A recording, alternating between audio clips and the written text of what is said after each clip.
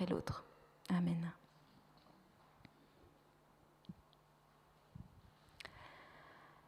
Alors ça vous est déjà sûrement arrivé, comme conducteur ou passager dans une voiture, vous êtes en route vers une destination précise, mais inconnue, et vous suivez un itinéraire. Alors je ne parle même pas des temps pré-GPS, mais parfois, je ne sais pas si vous avez un exemple concret, le GPS nous fait passer par un itinéraire plus court, complètement contre-intuitif. Du type à l'opposé de tous les panneaux indicateurs. Ça m'est arrivé il y a quelques années. Systématiquement, le panneau indiquait la ville que je devais suivre et le GPS m'envoyait de l'autre côté. Donc à chaque carrefour, on se dit, qu'est-ce que je suis ? Mon instinct ou le GPS ? D'autres fois, c'est la carte du GPS qui n'est simplement pas à jour, ou alors le lieu indiqué où l'on se rend qui n'est pas très bien référencé. Il n'y a pas de numéro, il n'y a pas de rue, c'est un lieu dit, il n'y a pas de panneau.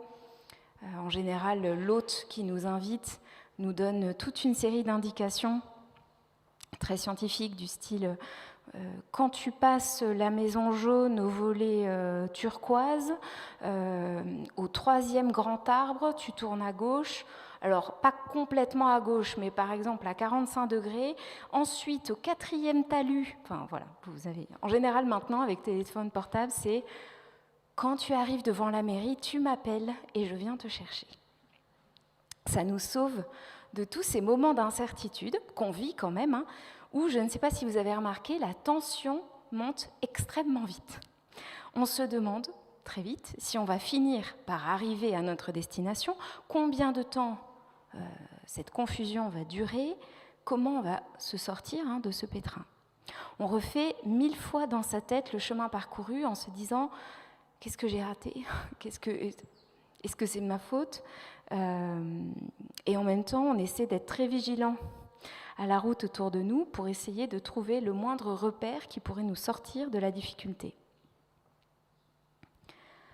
En tant que chrétien, quand on avance dans la vie et qu'on se retrouve devant un obstacle, ou plutôt dans une période d'incertitude, de confusion, on peut ressentir le même genre de choses que quand on est perdu dans une voiture, littéralement.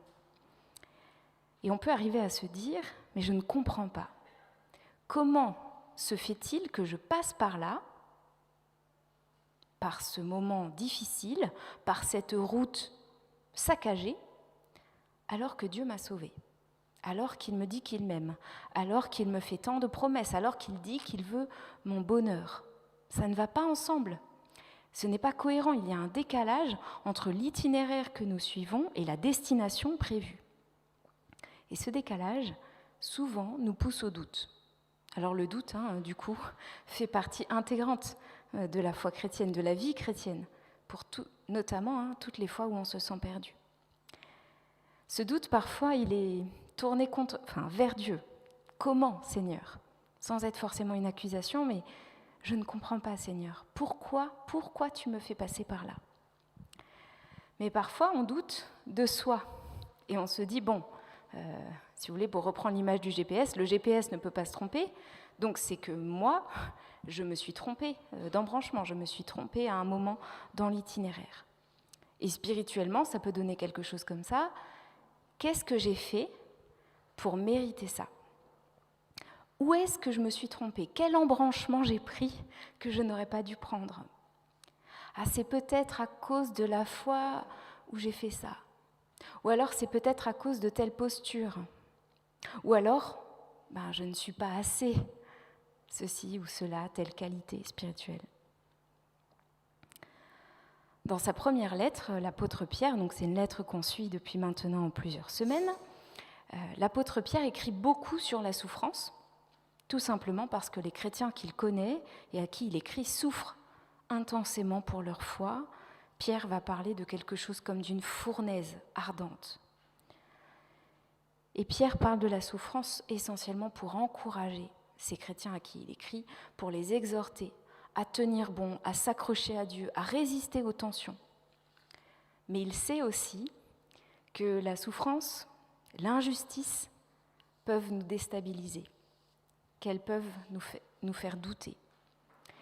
Et du coup, il revient encore sur le thème de la souffrance. Il reprend des thèmes qu'il a déjà abordés, mais il revient en particulier sur ce doute qui peut naître quand on souffre.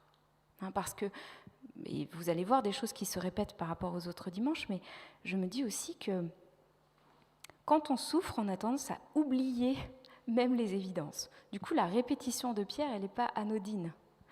Elle revient toujours à l'essentiel. Donc, je vous invite à suivre la lecture dans 1 Pierre 4, les versets 12 à 19. Très chers amis, ne trouvez pas étrange d'être en plein feu de l'épreuve, comme s'il vous arrivait quelque chose d'étrange. Réjouissez-vous plutôt d'avoir part aux souffrances du Christ, afin que quand il révélera sa gloire, vous débordiez également de joie. Si l'on vous insulte à cause du nom du Christ, heureux êtes-vous, car l'Esprit de Dieu à qui appartient la gloire repose sur vous. Qu'aucun d'entre vous n'ait à souffrir parce que c'est un meurtrier, un voleur, un malfaiteur, ou parce qu'il s'est mêlé des affaires d'autrui. Mais si quelqu'un souffre parce qu'il est chrétien, alors qu'il n'en ait pas honte, qu'il remercie plutôt Dieu de pouvoir porter ce nom. Le moment est arrivé où le jugement commence, et ceux qui appartiennent à la maison de Dieu sont jugés d'abord. Or, si le jugement commence par nous, comment sera-ce à la fin lorsqu'il frappera ceux qui résistent à la bonne nouvelle de Dieu ? Comme l'Écriture le déclare, si le juste n'est sauvé que difficilement, qu'en sera-t-il du méchant et du pécheur ? Ainsi que ceux qui souffrent selon la volonté de Dieu se remettent eux-mêmes entre les mains du Créateur, lui qui est fidèle, tout en continuant à faire le bien.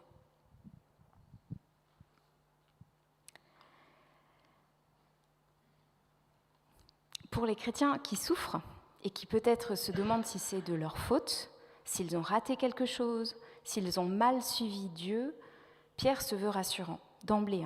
Vous êtes sur le bon itinéraire, ne vous inquiétez pas, la route est saccagée et c'est normal. Vous ne vous êtes pas trompés, ne trouvez pas le chemin étrange. Rappelez-vous, Jésus l'avait déjà annoncé, le chemin du salut est un chemin étroit. Matthieu 7, 14. Et il avait aussi dit dans les béatitudes, la dernière béatitude, « Heureux, vous qui êtes persécutés à cause de votre appartenance au Christ. » Alors la persécution, c'est quand on souffre au nom de sa foi.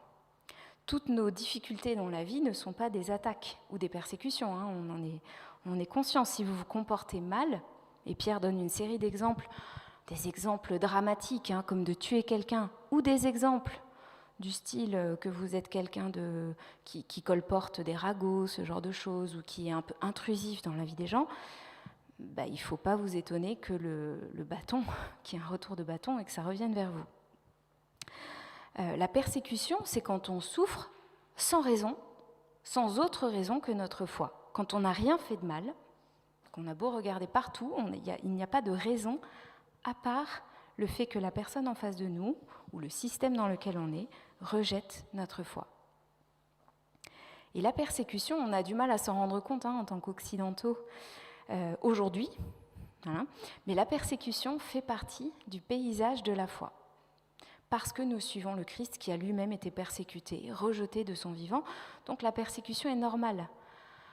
Alors ce n'est pas c'est pas systématique, ne sortez pas du culte en vous disant « Oh là là, je ne suis pas assez persécuté dans ma vie, il y a quelque chose qui ne tourne pas rond ».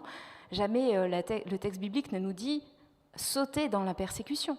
Mais, sans être systématique, c'est normal, c'est probable et c'est cohérent avec le chemin pris, même si c'est complètement injuste. Mais c'est cohérent de passer par cette route quand on suit Jésus. Ça fait partie des itinéraires habituels. Comme Jésus, Pierre reconnaît que la persécution est possible, elle est là de toute façon, et il y voit, comme Jésus, une occasion de joie. Réjouissez-vous. Pierre écrit à des personnes en souffrance, qui sont dans la confusion, et il invite à la joie. Son invitation nous dit que c'est une décision de notre part. On s'imagine parfois que la joie, c'est un sentiment qui vient naturellement. Et c'est vrai, quand on est dans une situation heureuse, la joie découle naturellement. Mais il y a aussi une joie qui se cherche intentionnellement et qui se trouve, même dans l'épreuve, même quand la situation est difficile, parce qu'on prend du recul pour voir ce que Dieu fait. C'est un peu comme la lumière qui perce les nuages. La joie vient percer notre épreuve. Ça ne veut pas dire que les nuages se dispersent complètement, mais la situation est quand même différente. Donc Pierre va décrire pourquoi la joie est possible dans des circonstances qui sont tout sauf joyeuses. D'abord, il parle du passé. Puisque le Christ a souffert injustement quand il a été persécuté par les religieux de son époque, ne soyons pas étonnés de nous-mêmes être persécutés quand nous proclamons le même message par nos paroles ou par nos actes. Lorsque nous sommes rejetés à cause du Christ, comme le Christ, c'est un signe que nous sommes bien de son côté. Ce n'est pas le seul signe, mais c'est un signe. Donc ça peut nous réconforter. Pierre parle aussi du futur.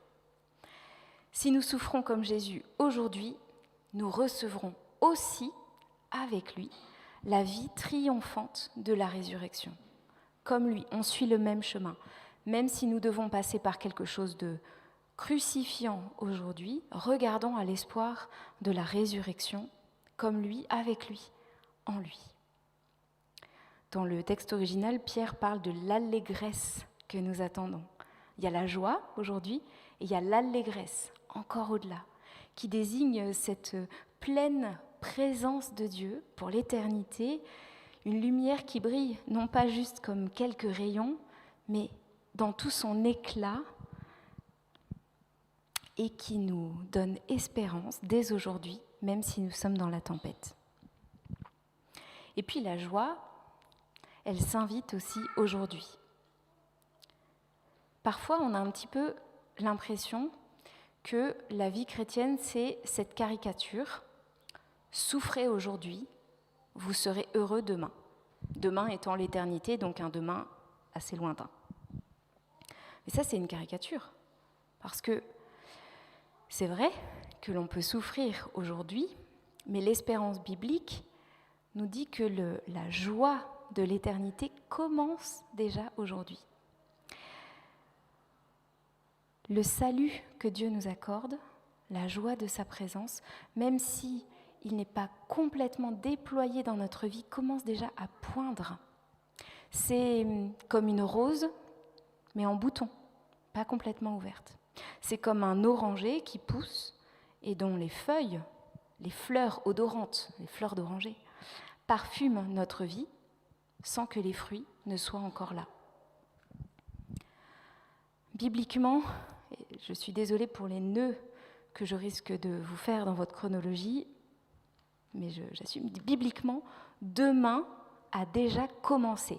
Demain n'est pas complètement là, mais a commencé déjà. Aujourd'hui, c'est un petit peu demain. Nous pouvons déjà goûter, sentir, comme les fleurs d'oranger, un peu de cette allégresse éternelle. Et si on va un petit peu plus loin, demain a déjà commencé, et il a commencé hier, lorsque le Christ est mort et ressuscité. Il a ouvert le règne de Dieu, encore une fois, sous forme de feuilles et de fleurs, de boutons, dont nous attendons le plein déploiement à son retour. Alors à quoi ressemble ce parfum de la joie aujourd'hui ? C'est la présence de l'Esprit de Dieu dans notre vie. Pierre parle de l'Esprit de gloire. Alors, pour quelqu'un d'origine juive, la gloire, c'est le poids de la présence de Dieu, toute sa majesté. C'est la présence de Dieu qui remplit le temple, le Dieu qu'on peut rencontrer. C'est sa lumière. J'ai un ami qui parle de rayonnance. Vous voyez, toute cette lumière qui brille, qui rayonne. Aujourd'hui, Dieu, par son esprit, est déjà avec nous, dans toute sa rayonnance. Il nous soutient, Il nous inspire, il nous transforme, il nous fortifie, il nous réconforte. Et il nous accorde sa paix, même quand rien n'est paisible autour de nous. Une des questions que je me pose souvent, mais je ne pense pas être la seule, c'est qu'est-ce que je ferais si j'étais persécutée ? C'est souvent une question qu'on se pose quand on entend des témoignages de chrétiens dans des situations difficiles. Et je crois que les témoignages nous encouragent beaucoup, en tout cas m'encouragent beaucoup, dans la mesure où à chaque fois ce que j'entends c'est ils n'avaient pas forcément les ressources avant, mais au moment voulu, Dieu les a soutenus. Au moment voulu, Dieu les a soutenus. Pierre ajoute une 4e raison pour trouver la joie dans l'épreuve. Et une raison qui peut nous surprendre, le jugement a commencé. Ce passage est difficile à comprendre. D'ailleurs, je disais à Vincent tout à l'heure que je suis un peu traumatisée de ce passage parce que je l'ai fait en devoir de fin d'études. Et voilà. Donc, il y a de quoi écrire, je peux l'attester, des dizaines et des dizaines de pages pour interpréter cet argument du jugement de Dieu qui a commencé et qui est source de joie pour nous. Et honnêtement, je ne suis pas sûre d'avoir tout saisi. Bon, heureusement, j'ai encore quelques années devant moi. Mais je vous propose quand même, je ne vais pas vous laisser juste avec ça et vous laisser... Voilà, j'ai quand même quelques éléments que je veux partager avec vous, mais je ne mettrai pas ma main à couper, d'accord ? Donc, voilà. Ce que je vois dans ce passage, dans cet argument du jugement qui a commencé, c'est 3 points principaux. Le jugement de Dieu a commencé, c'est-à-dire que, c'est ce que je disais tout à l'heure, nous sommes dans les derniers temps. Demain a déjà commencé. Et c'est vrai pour la joie, c'est vrai aussi pour le jugement. Je reviendrai tout à l'heure à la définition du jugement. Dans la Bible, notamment chez les prophètes de l'Ancien Testament, quand on parle de l'instauration du règne de justice, de toute la joie que ça va nous apporter, de toute cette paix, il y a un passage obligé qui est le jugement de Dieu. Et l'image qui est utilisée très souvent chez les prophètes, et que vous comprendrez, je pense, sans difficulté, c'est les douleurs de l'accouchement. Il y a les nouvelles mamans les douleurs de l'accouchement qui préparent à la joie de la naissance. Des douleurs terribles et une joie extraordinaire. Le jugement, on pourrait dire, c'est ces douleurs. Et en général, ça prend un petit peu de temps, cette douleur du travail. De la même façon, ce que Pierre dit, c'est les douleurs ont déjà commencé, le jugement a déjà commencé, mais réjouissez-vous, il annonce la vie. Ce n'est pas une douleur pour la mort, c'est une douleur pour la vie. La deuxième chose qu'on peut retirer de ce passage, de ces versets un peu difficiles sur le jugement, c'est que le jugement suit un ordre. Et d'abord, il touche le peuple de Dieu, et ensuite, il touche le monde entier. Alors, les prophètes juifs ont déjà exprimé cette notion, mais dans un contexte un peu différent. Ils s'adressaient au peuple juif qui était coupable devant Dieu d'idolâtrie, de souillure morale, d'injustice sociale. Et à ce peuple, par ses prophètes, Dieu annonce qu'il va commencer son jugement en purifiant le temple, en purifiant son peuple, en rappelant sa loi et en les punissant. La situation est un petit peu différente avec ce que Pierre est en train de décrire pour les chrétiens persécutés. Vous voyez la différence ? Les prophètes de l'Ancien Testament s'adressent à un peuple coupable et éloigné de Dieu, en disant Dieu doit juger le mal et il va commencer avec sa famille, si vous voulez. Dans l'argument de Pierre, c'est vous êtes persécutés alors que vous n'avez rien fait de mal. Voilà, il faut juste... ce que Pierre retient de l'exemple de l'Ancien Testament, des prophéties de l'Ancien Testament, c'est simplement l'ordre en disant Dieu commence par son peuple et pas de dire si vous punissez vous, c'est forcément que vous êtes très coupable.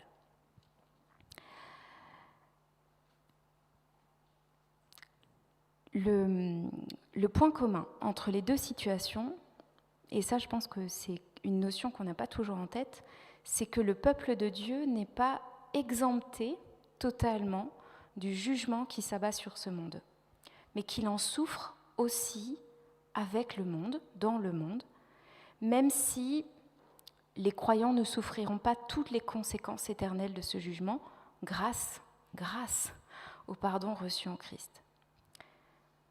Et ça, c'est un réconfort qu'on peut tirer, même dans une situation qui est difficile et qui est dramatique. Alors, comment comprendre cette notion de jugement ? Très souvent, Pierre fait référence au Dieu qui juge dans sa lettre. Et je pense que dans le contexte, on peut définir ce jugement comme déjà un jugement de discernement. Pas tout de suite la punition, mais déjà un révélateur. Le jugement ultime, c'est la parole que Dieu va prononcer en révélant ce qui est caché dans les cœurs, dans les situations, dans la profonde vérité objective de la réalité.